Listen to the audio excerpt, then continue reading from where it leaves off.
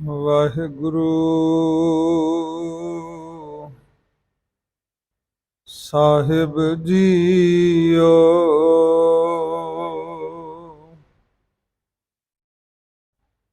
ਬਹੁਤ ਜਨਮ ਬਿਸਰੇ ਥੇ ਮਾਦੋ, ਇਹ ਜਨਮ ਤੁਮਾਰੇ ਲਿਖੇ।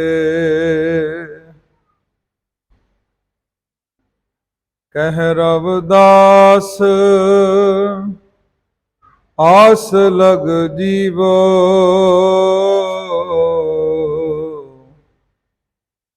ਚਿਰ ਪਇਓ ਦਰਸ਼ਨ ਦੇਖੇ। ਮੈਂ ਮੂਰਖ ਕੀ ਕੇ ਤਕ ਬਾਤ ਹੈ, ਕੋਟ ਪਰਾਦੀ ਤਰਿਆਰੇ। ਗੁਰੂ ਨਾਨਕ ਜਨ ਸੁਣਿਆ ਪਿਖਿਆ, ਸੇ ਫਿਰ ਗਰਬਾਸ ਨ ਭਰਿਆ ਰੇ।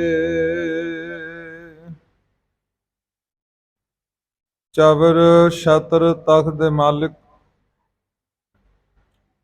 ਅੰਤਰਜਾਮੀ, ਲੋਕ ਪਰਲੋਕ ਦੇ ਸਹਾਈ, ਧੰਨ ਧੰਨ ਸਾਹਿਬ ਸ੍ਰੀ ਗੁਰੂ ਗ੍ਰੰਥ ਸਾਹਿਬ ਜੀ ਕੀ ਹਜ਼ੂਰੀ ਅੰਦਰ ਜੁੜ ਮਿਲ ਬੈਠੇ ਗੁਰੂ ਰੂਪ ਗੁਰੂ ਖਾਲਸਾ ਜੀ, ਆਓ ਸਤਿਗੁਰਾਂ ਦੀ ਬਖਸ਼ੀ ਹੋਈ ਫਤਿਹ ਦੀ ਸਾਂਝ ਕਰੀਏ। ਲਵਾਓ ਹਾਜ਼ਰੀਆਂ, ਬੁਲਾਓ ਫਤਿਹ। ਵਾਹਿਗੁਰੂ ਜੀ ਕਾ ਖਾਲਸਾ, ਵਾਹਿਗੁਰੂ ਜੀ ਕੀ ਫਤਿਹ। ਕੋਟਾਨ ਕੋਟ ਸ਼ੁਕਰਾਨਾ ਸੱਚੇ ਪਾਤਸ਼ਾਹ ਮਹਾਰਾਜ ਜੀਆਂ ਦਾ, ਜਿਨ੍ਹਾਂ ਦੀ ਅਪਾਰ ਕਿਰਪਾ ਸਦਕਾ ਰਾਤਰੀ ਦੇ ਸਮੇਂ ਗੁਰੂ ਚਰਨਾਂ ਵਿੱਚ ਜੁੜ ਕਰਕੇ ਲਾਹਾ ਪ੍ਰਾਪਤ ਕਰ ਰਹੇ ਸਤਸੰਗੀ ਜਨੋ,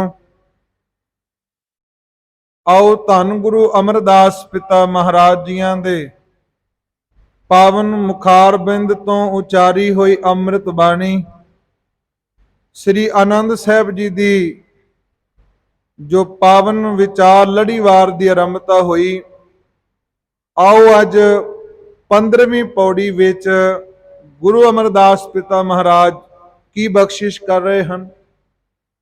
ਦੇਵ ਅਸੀਸਾਂ ਆਰੰਭਤਾ ਕਰੀਏ। ਆਖੋ ਸਤਨਾਮ ਸਤਨਾਮ।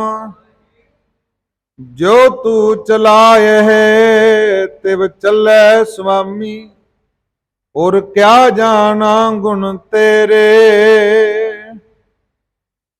ਧੰਨ ਧੰਨ ਗੁਰੂ ਅਮਰਦਾਸ ਪਿਤਾ ਮਹਾਰਾਜ ਜੀ ਅੱਜ ਦੇ ਪਾਵਨ ਪੌੜੀ ਵਿੱਚ ਕਿਰਪਾ ਕਰਦੇ ਨੇ। ਹੇ ਪਰਿਪੂਰਨ ਪਰਮੇਸ਼ਰ ਵਾਹਿਗੁਰੂ,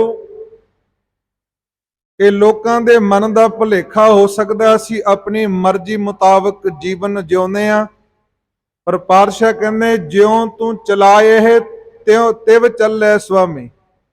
ਗੁਰੂ ਅਮਰਦਾਸ ਪਿਤਾ ਕਹਿੰਦੇ ਹੇ ਪਰਿਪੂਰਨ ਪ੍ਰਮਾਤਮਾ ਵਾਹਿਗੁਰੂ ਜੀ, ਜਿਵੇਂ ਤੁਸੀਂ ਸੰਸਾਰ ਨੂੰ ਸਾਨੂੰ ਚਲਾਉਂਦੇ ਹੋ, ਅਸੀਂ ਉਸੇ ਤਰ੍ਹਾਂ ਚੱਲਦੇ ਹਾਂ। ਆਖੋ ਸਤਨਾਮ।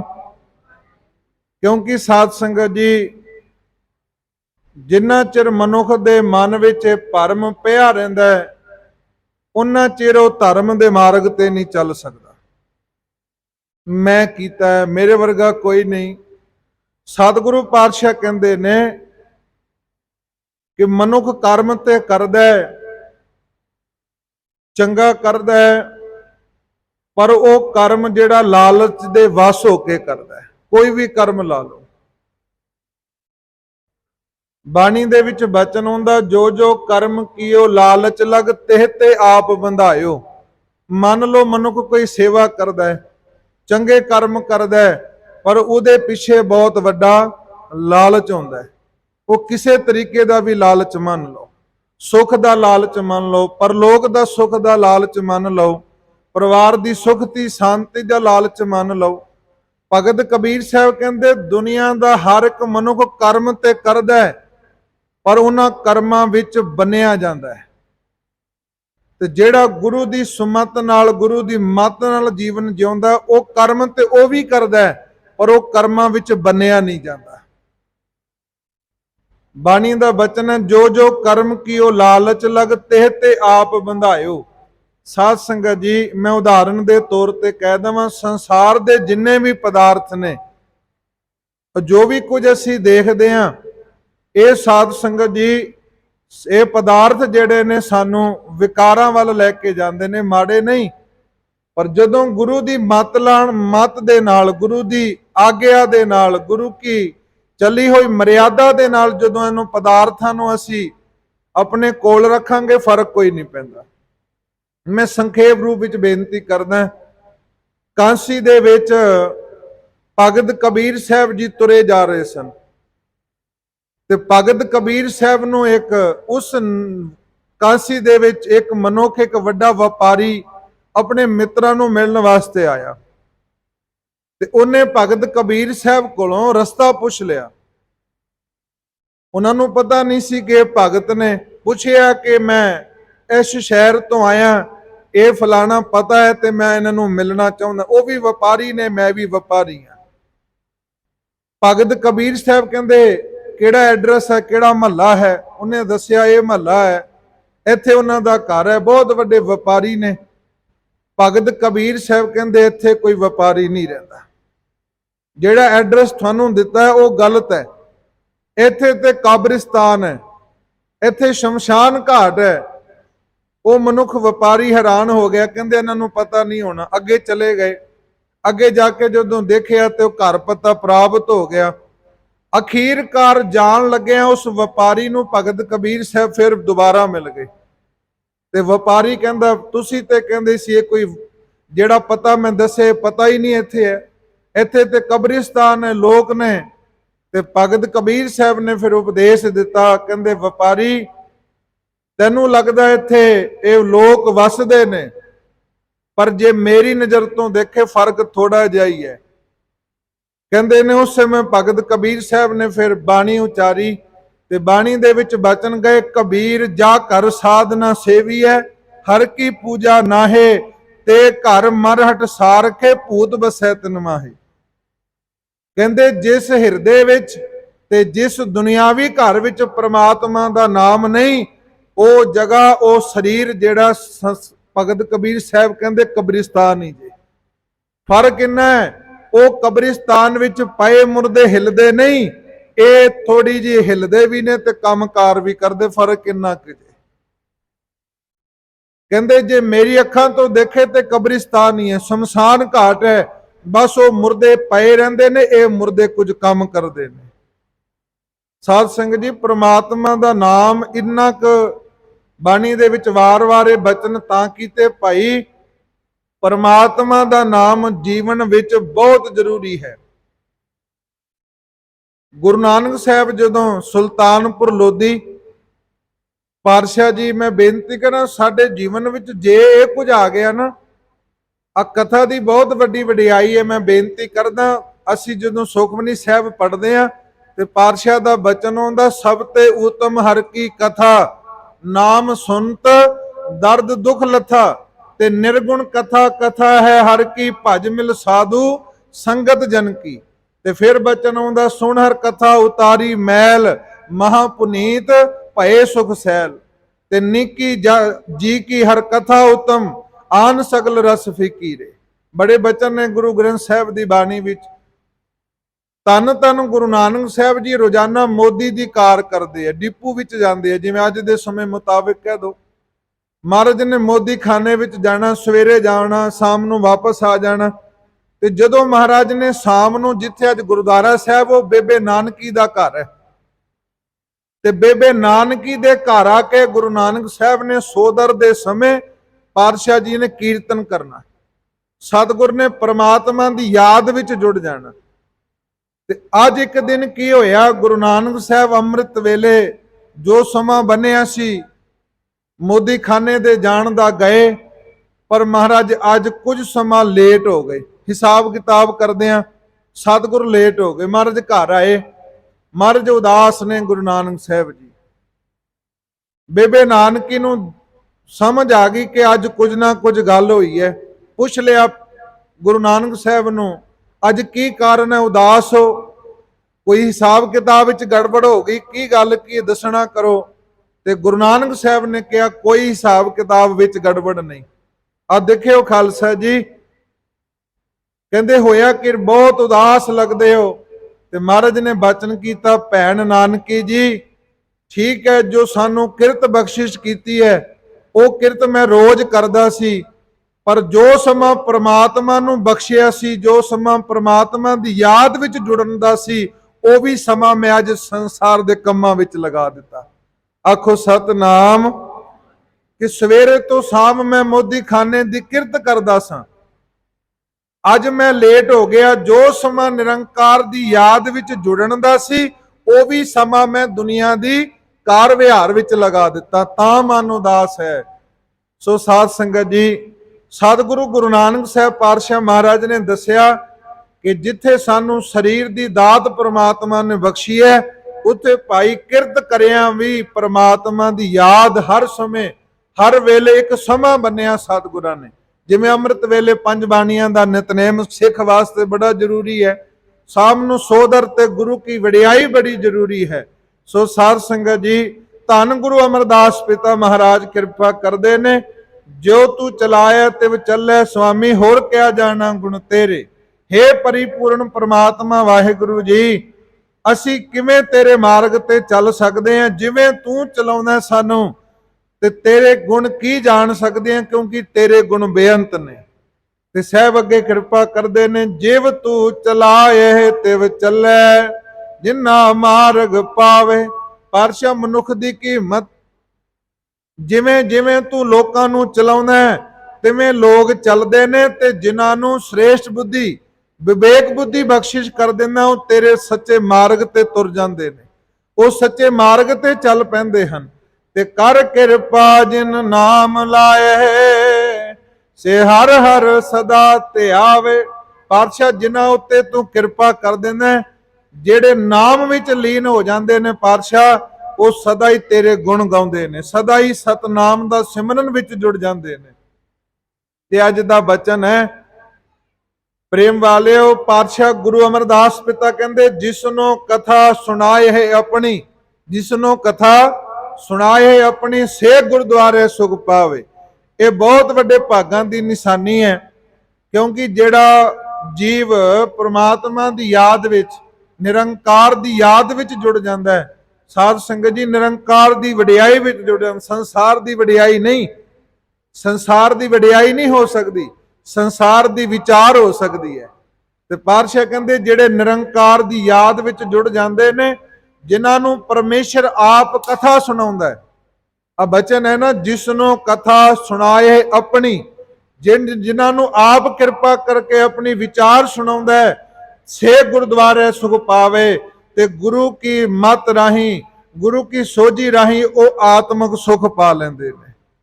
ਮਾਇਆ ਦਾ ਸੁਖ ਤਾਂ ਬੜੇ ਪ੍ਰਾਪਤ ਕਰ ਜਾਂਦੇ ਨੇ, ਪਦਾਰਥਾਂ ਦਾ ਸੁਖ ਤੇ ਬੜਿਆਂ ਨੂੰ ਮਿਲ ਜਾਂਦਾ ਹੈ, ਪਰ ਇਹ ਗੱਲ ਚੇਤੇ ਰੱਖਿਓ, ਆਤਮਿਕ ਸੁਖ ਗੁਰੂ ਦੀ ਕਿਰਪਾ ਨਾਲ ਮਿਲਦਾ ਜੀ।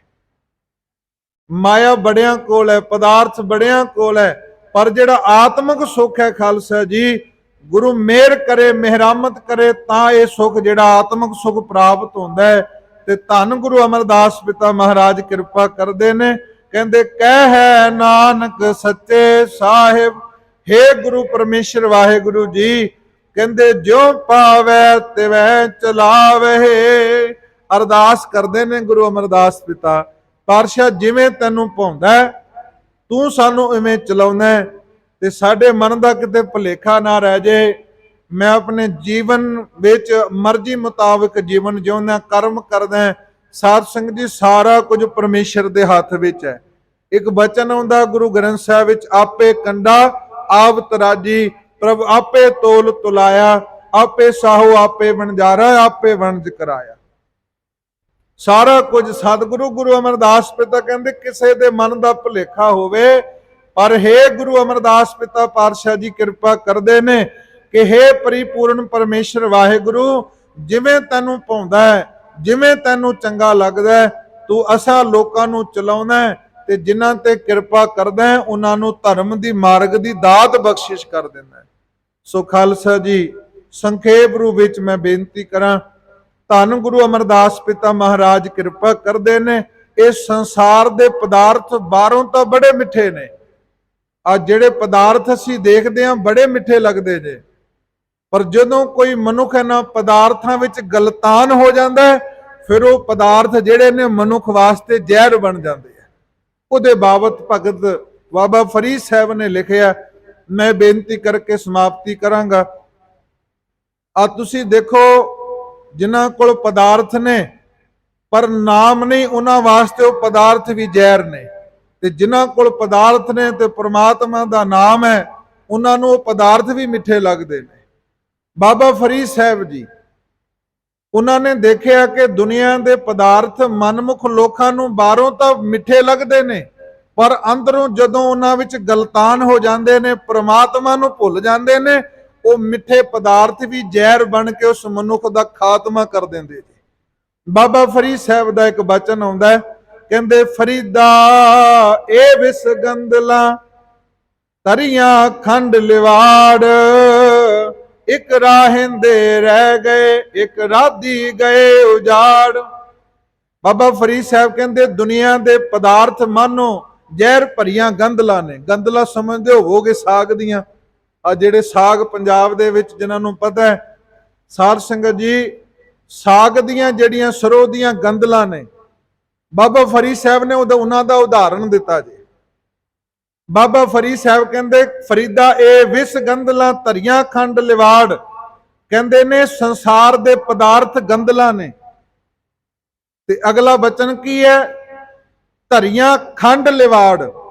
ਬਾਬਾ ਫਰੀਦ ਸਾਹਿਬ ਕਹਿੰਦੇ ਜਿਹੜੀਆਂ ਗੰਦਲਾਂ ਨੇ ਉਹ ਸਾਧ ਸੰਗਤ ਜੀ ਜੇ ਕੱਚੀ ਖਾਈਏ ਤੇ ਕੌੜੀਆਂ ਲੱਗਦੀਆਂ ਨੇ, ਪਰ ਬਾਬਾ ਫਰੀਦ ਸਾਹਿਬ ਕਹਿੰਦੇ ਉਹਨਾਂ ਨੂੰ ਉਹਦੇ ਉੱਪਰ ਜਿਹੜਾ ਖੰਡ ਦਾ ਭਾਵ, ਉਹਨਾਂ ਦੇ ਉੱਪਰ ਖੰਡ ਦਾ ਲੇਫ ਕਰ ਦਿੱਤਾ, ਖੰਡ ਵਿੱਚ ਭੇਜ ਦਿੱਤੀਆਂ।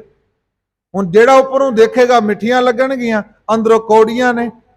ਬਾਬਾ ਫਰੀਦ ਸਾਹਿਬ ਕਹਿੰਦੇ ਫਰੀਦਾ ਇਹ ਵਿਸ ਗੰਦਲਾਂ ਧਰੀਆਂ ਖੰਡ ਲਿਵਾੜ, ਕਹਿੰਦੇ ਨੇ ਜਿਹੜੀਆਂ ਸਾਗ ਦੀਆਂ ਗੰਦਲਾਂ ਨੇ ਉਹ ਅੰਦਰੋਂ ਕੌੜੀਆਂ ਨੇ, ਪਰ ਉੱਪਰੋਂ ਉਹਨਾਂ ਦੇ ਉੱਪਰੋਂ ਖੰਡ ਦਾ ਲੇਪ ਕਰ ਦਿੱਤਾ, ਮਿੱਠੀਆਂ ਹੋ ਗਈਆਂ।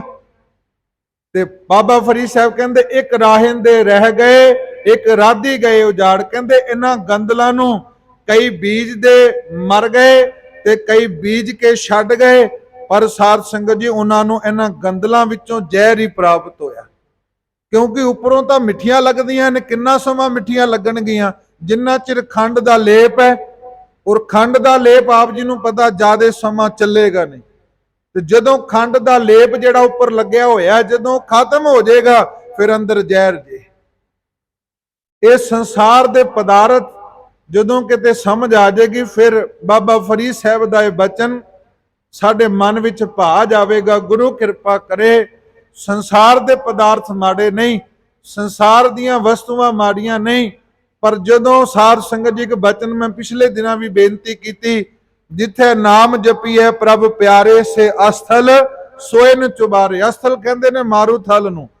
ਜੇ ਕੋਈ ਮਨੁੱਖ ਮਾਰੂਥਲ ਵਿੱਚ ਵੀ ਜਾ ਕੇ ਪ੍ਰਮਾਤਮਾ ਦਾ ਨਾਮ ਜਪੇ, ਪਾਤਸ਼ਾਹ ਕਹਿੰਦੇ ਉੱਥੇ ਵੀ ਚੁਬਾਰਾ, ਉੱਥੇ ਵੀ ਆਨੰਦ ਬਣ ਜਾਂਦਾ ਹੈ। ਤੇ ਜੇ ਕੋਈ ਮਹਿਲਾਂ ਵਿੱਚ ਰਹਿ ਕੇ ਪ੍ਰਮਾਤਮਾ ਨੂੰ ਭੁੱਲ ਜਾਏ, ਉਹ ਵੱਡੇ ਵੱਡੇ ਮਹਿਲ ਵੀ ਉਜਾੜ ਲੱਗਦੇ ਨੇ। ਇਹ ਸਚਾਈ ਹੈ। ਸੋ ਗੁਰੂ ਕਿਰਪਾ ਕਰਨ, ਰਹਿਮਤ ਕਰਨ, ਬਖਸ਼ਿਸ਼ ਕਰਨ, ਸਾਡੇ ਜੀਵਨ ਵਿੱਚ, ਸਾਡੇ ਜੀਵਨ ਰਹਿੰਦਿਆਂ ਸਾਨੂੰ ਇਹ ਸਮਝ ਆ ਜਾਏ, ਗੁਰੂ ਕੀ ਬਾਣੀ ਦੀ ਸਮਝ ਆ ਜਾਏ। ਆਪ ਜੀ ਬੜੇ ਪਿਆਰ ਨਾਲ ਸਮੇਂ ਸਿਰ ਪਹੁੰਚ ਕੇ ਜੁੜਦੇ ਹੋ। ਮੈਂ ਤਾਂ ਬੇਨਤੀ ਕਰ ਰਿਹਾ, ਗੁਰੂ ਨਾਨਕ ਸਾਹਿਬ ਜੀ ਇੱਕ ਸਮਾਂ, ਇੱਕ ਰਾਤ, ਇੱਕ ਸਮਾਂ ਸ਼ਾਮ ਦੇ ਸਮੇਂ ਮਹਾਰਾਜ ਲੇਟ ਹੋ ਗਏ ਤੇ ਮਹਾਰਾਜ ਦੇ ਮਨ ਵਿੱਚ ਬਹੁਤ ਗੱਲਾਂ ਆਈਆਂ। ਦੱਸਿਆ ਕਿ ਅੱਜ ਮੈਂ ਸ਼ਾਮ ਦਾ ਸਮਾਂ, ਸੋਦਰ ਦਾ ਸਮਾਂ, ਭਾਵ ਕੀਰਤਨ ਦਾ ਸਮਾਂ ਵੀ ਦੁਨੀਆਦਾਰੀ ਵਿੱਚ ਲਗਾ ਦਿੱਤਾ, ਤਾਂ ਮੇਰਾ ਮਨ ਉਦਾਸ ਹੈ। ਕਿਤੇ ਗੱਲਾਂ ਚੇਤੇ ਰੱਖਿਆ ਕਰੋ। ਜਿਵੇਂ ਕਥਾ ਦਾ ਟਾਈਮ ਹੋਵੇ, ਕੀਰਤਨ ਦਾ ਸਮਾਂ ਹੋਵੇ, ਬਾਣੀ ਪੜਨ ਦਾ ਸਮਾਂ ਹੋਵੇ, ਗੁਰੂ ਦਾ ਸਮਾਂ ਹੋਵੇ, ਉਸ ਸੰਸਾਰ ਨੂੰ ਨਹੀਂ ਦੇਣਾ, ਕਿਉਂਕਿ 24 ਘੰਟੇ ਨੇ ਤੇ ਸਾਧ ਸੰਗਤ ਜੀ 2.5 ਘੰਟੇ ਦਾ ਦਸਵੰਧ ਵੈਸੇ ਹੀ ਬਣਦਾ ਸਾਡਾ। ਤੇ ਗੁਰੂ ਕਿਰਪਾ ਕਰੇ ਅਸੀਂ ਗੁਰੂ ਦਾ ਸਮਾਂ ਗੁਰੂ ਨੂੰ ਬਖਸ਼ਿਸ਼ ਕਰੀਏ।